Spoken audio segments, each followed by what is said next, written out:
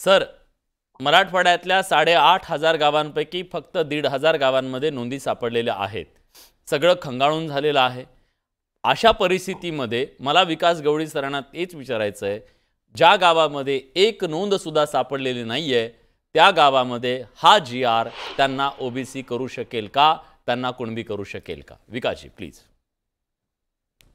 सर्वप्रथम आपल्याला मनापासून धन्यवाद. माझी ओबीसीची याचिका ज्या वेळेला चालू होती त्यावेळेला आपणच सगळ्यात पहिली मुलाखत माझी घेतली होती आणि माझ्यावर जो सगळ्या महाराष्ट्रातनं ओबीसी आरक्षणाचा मारेकरी म्हणून जो ठपका ठेवण्यात आला होता, तर तो ठपका पुसण्यासाठी जी सुरुवात झाली होती ती आपल्या माध्यमातून झाली होती आणि तिथनं पुढे मग माझी भूमिका ओबीसीच्या फेवरची ही सुरुवात आपल्या चॅनलच्या माध्यमातून आणि आपण जी मुलाखत घेतली होती त्या माध्यमातून झाली होती. धन्यवाद. आज पुन्हा आपण मला या ठिकाणी बोलावलं त्याबद्दल परत एकदा आपलं मनापासून धन्यवाद. धन्यवाद. आपण जो या ठिकाणी विषय मांडला की ज्यांच्या नोंदी अद्याप सापडल्या नाहीत त्यांना ओबीसी आरक्षण मिळेल की नाही, अजिबात मिळणार नाही. ज्यांच्या नोंदी नाहीत त्यांना आजच मुख्यमंत्र्यांनी स्पष्ट केलं की हा जो जी.आर. काढला की ज्यांच्या नोंदी आहेत त्यांनाच फक्त ओबीसीचं आरक्षण देण्यासाठीचा जी.आर. आहे. सरसगट मराठ्यांना कुणबी करण्यासाठीचा हा जी.आर. नाही.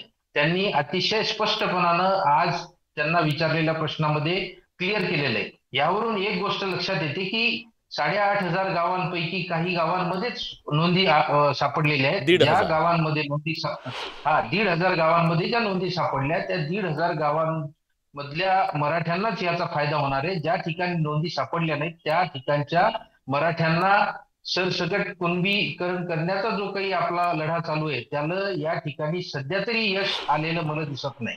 ह्या सगळ्या गोष्टी जर आपल्याला करायच्या असतील तर याशिवाय सुद्धा अनेक मार्ग आहेत. मी ज्यावेळेस ओबीसीची लढाई लढत असताना त्यावेळेला माझा जो काही अभ्यास या आरक्षणाच्या संदर्भात झाला तर त्या अभ्यासावरून मी एक गोष्ट या ठिकाणी गायकवाड साहेब असतील, कोकाटे सर असतील किंवा आपण असाल या संपूर्ण महाराष्ट्रातले हे जे लढाई लढणारे लोक आहेत या सगळ्यांना मी अनेक वेळ सांगण्याचा या अगोदर सुद्धा प्रयत्न केला, पण आज आपल्या माध्यमातून त्यांना सांगतो की आपली इंदिरा साहनीची जी केस आहे त्या केसच्या निकालानंतर 50% मर्यादा या राज्यामध्ये किंवा या देशामध्ये घालून दिली होती की आरक्षण हे 50% वर तुम्हाला नेता येणार.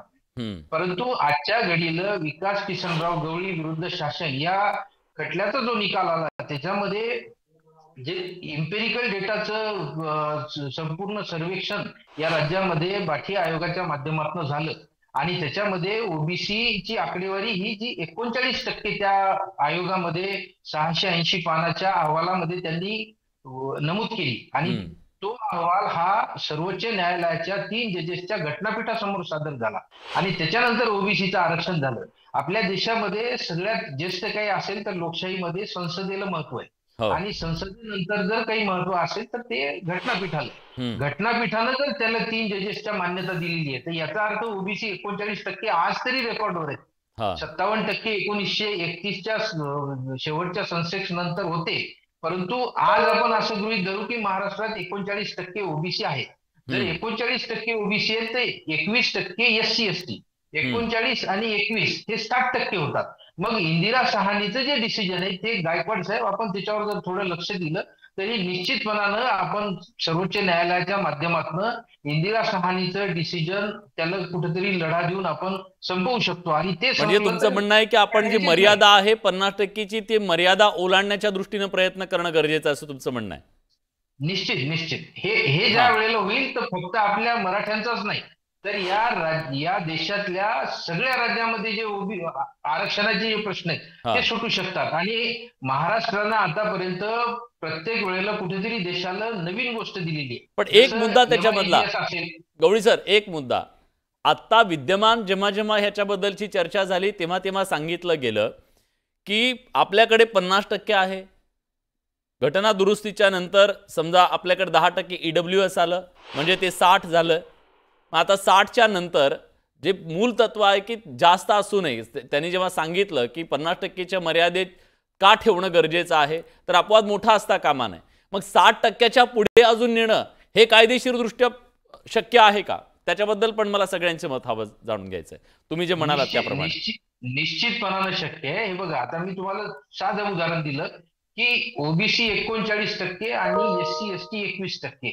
हे जर 60% आजच झाले तर उरले किती ओपन कॅटेगरीचे? 40%. हा मग 60% लोकांना तुम्ही 50% मध्ये बसवा म्हणता आणि 40% जे ओपन कॅटेगरीचे उरलेले त्यांना 50% रान मोकळं सोडायचं. हा कुठेतरी विरोधाभास आहे. हे जर आपण थोडस सर्वोच्च न्यायालयाच्या माध्यमातून ही जशी लढाई लढली तशी ती जर लढाई लढली तर निश्चितपणानं गायकवाड साहेबांसारख्या तज्ज्ञांना याच्यामध्ये यश निश्चितपणानं मिळू शकते.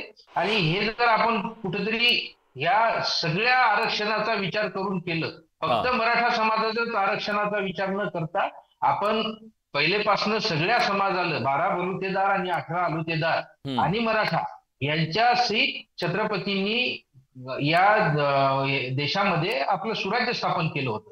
आणि कुठेतरी त्या ठिकाणी आज हे सुराज्य त्याला छेद बसण्याचा प्रकार सध्याच्या ठीक आहे ठीक परिस्थितीमध्ये आहे दिसतोय. ठीक आहे. ओबीसी मला आता वर्सेस मराठा हे चित्र महाराष्ट्रासाठी परवडणार नाही. ठीक या आहे, सगळ्यांना आपल्याला सोबत घेऊन चालावं लागणार आहे. अगदी बरोबर आहे. तुम्ही म्हणालात ते बरोबर आहे आणि कुणावर अन्याय होता कामा नये आणि अन्यायापासून कोणी न्यायापासून कोणी वंचित सुद्धा राहता कामा नये. दोन्ही बाजू त्याच्यामधल्या आहेत.